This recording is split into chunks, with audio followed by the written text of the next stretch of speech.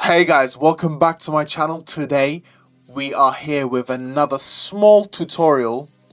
This time the victim is the bouncy kick. So bounce has been taking over the scene since 2020, maybe 2024, I would say, late 2024. Bounce has been everywhere. So many producers started producing bounce, so bounce techno.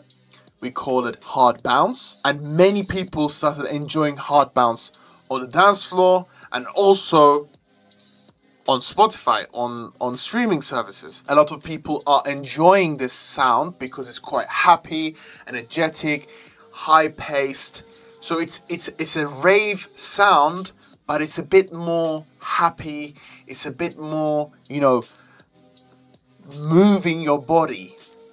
Right? So today I will show you the easiest way you can make hard bounce, kick and bass. So let's get into it. The first thing we have is your classic kick punch. So it should sound something like this. So as you can see, it's your classic techno punch kick. But what you can also hear in the background is a tiny hat that's layered on top of it. This hat is a closed hat, so it's not very present. It's just a quick click that's layered on top of the kick. When you're looking through your samples, you will come across kicks that sound quite clicky. So that's what we are looking for. And if you can't find it, then take your normal deep punch and then layer a closed hat on top of it and then adjust your volume accordingly on the hat to have that nice blended feeling of that hat into the kick. I forgot to mention we're on 160 BPM. Hard bounce is a very fast-paced music, so you're not gonna be in anywhere near 1/5 something. You will be 1/6 something. We will be looking at 160. In this case, you can always go up. It will be 162, 165, depending on how fast you want your hard bounce to go. So the next layer is obviously gonna be our bass. So our bass will have 3 layers. I know it might sound a bit complicated, but trust me, 3 layers for the bass is exactly what we need. So the first layer will be just the low end of the bass. So it will sound something like this. So how did we make this sound?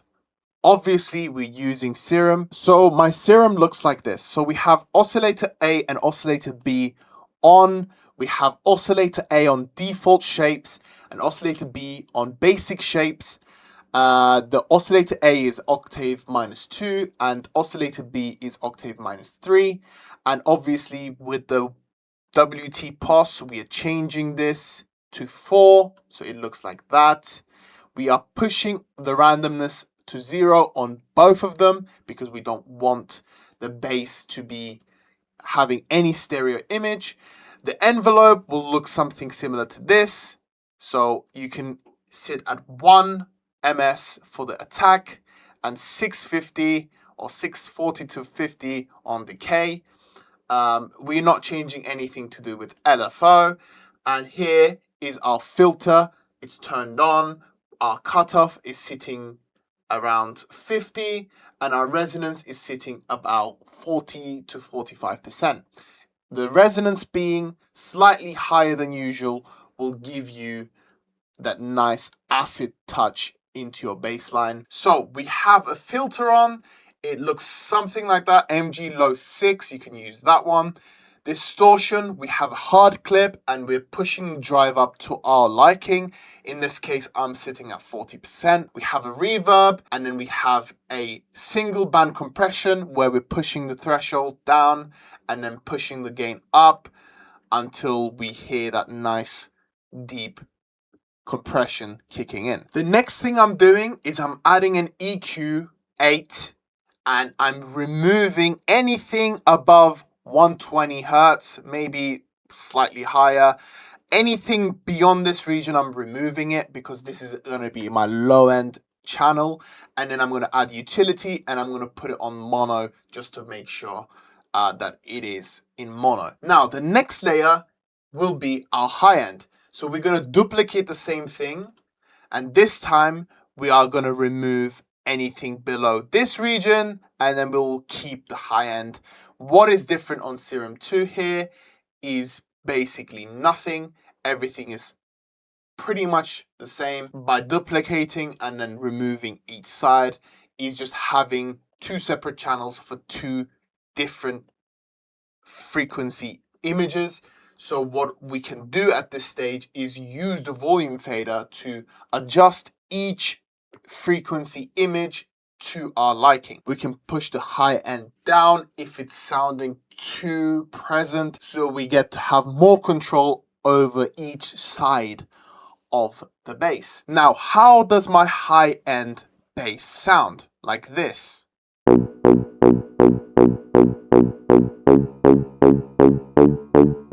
It sounds quite crispy. It has a nice acid touch in it.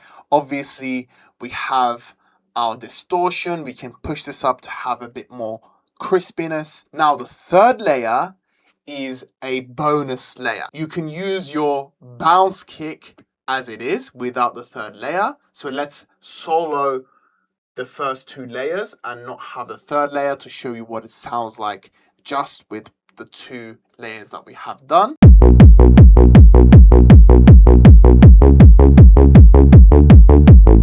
So it's very much exactly what we're looking for. Now the third layer is where the character comes in. So the third layer sounds something like this.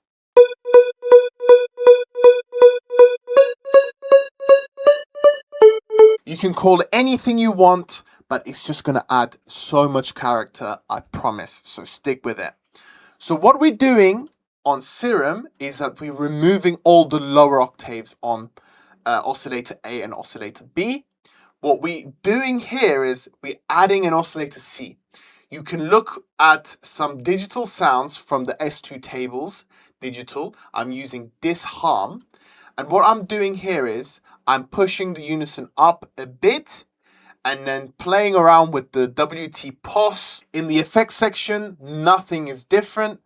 It's just we're adding an oscillator C and making sure oscillator A and B are not on lower octaves, adding an oscillator C, adding a bit of unison. After making this change, obviously we will have this EQ8 similar to the high-end channel to make sure that nothing is cutting through in the low end. So without any further treatment, it sounds like this.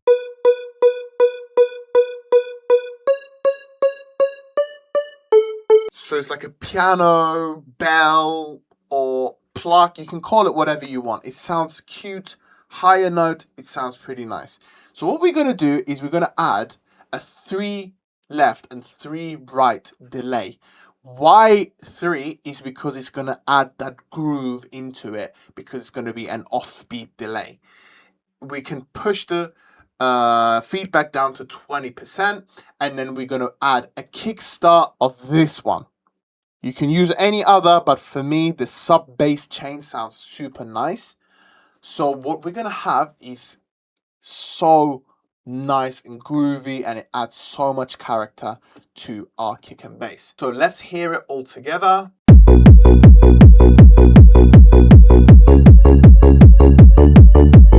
Now I'm going to put everything into a group and add a bit of saturation just to make sure that we are gluing everything together.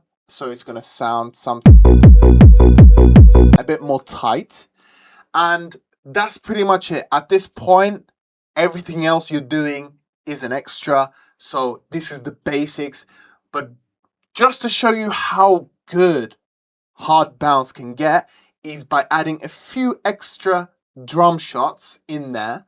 So the next thing we're going to do is we're going to add a classic clap on the second kick of every bar. And then we're going to add an offbeat open hat. By the way, I just realized that these names are reversed, so make sure you're looking over on this side to reference what I'm doing. So the first one's a clap, second one is an offbeat open hat, just removing the low ends. And then what we're going to do next is a closed hat, and I'm putting this on the offbeat on every kick. So the kick is hitting there, I'm putting the first closed hat there, and then the offbeat open hat is hitting right in the middle, and then I'm putting another closed hat right there. So it will sound something like this. I'm removing a lot of that volume just to make it sit at the far back. I wanted to just glue everything together. I don't want it to shine. So all together we have something like this.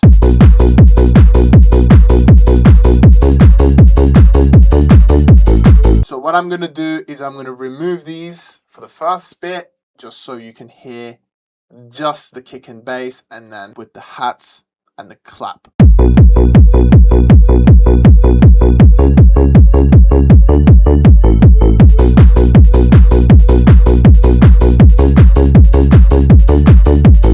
Obviously, at this point, you can do your volume adjustments and then continue with the rest of your synths and melodies. But this video was focused on the kick and bass and the additional drums that you can add to make sure your hard bounce track is gonna absolutely slap. If you have any questions, please let me know down in the comments below.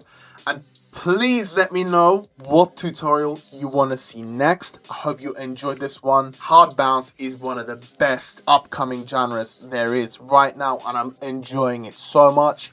So I wanted to give you a tutorial straight to the point on how you can make your kick and bass slap for your next hard bounce track. And yeah, subscribe if you want to see more content like this, and see you on the next one.